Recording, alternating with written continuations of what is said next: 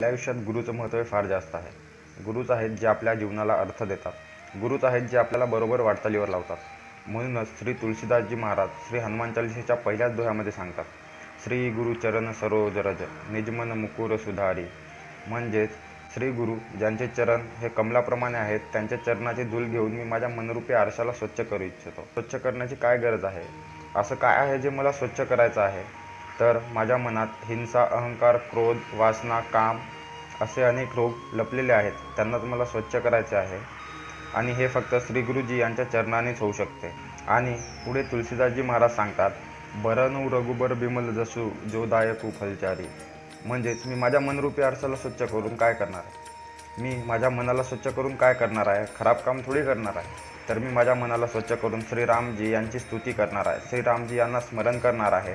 आणि श्रीरामजी यांना स्मरण करण्याची काय गरज आहे? श्रीरामजी यांची स्तुती करण्याची काय गरज आहे? रामजी यांची स्तुती करून आपल्याला काय मिळणार आहे? तर श्रीरामजी यांची स्तुती करून आपल्याला 4 फळं मिळतात. ते म्हणजे धर्म, अर्थ, काम आणि मोक्ष हे मला प्रदान करणारे आहेत. म्हणून मी त्यांची नेहमी स्तुती करतो, त्यांना नेहमी स्मरण करतो. राधे राधे, हरे कृष्ण, जय सियाराम.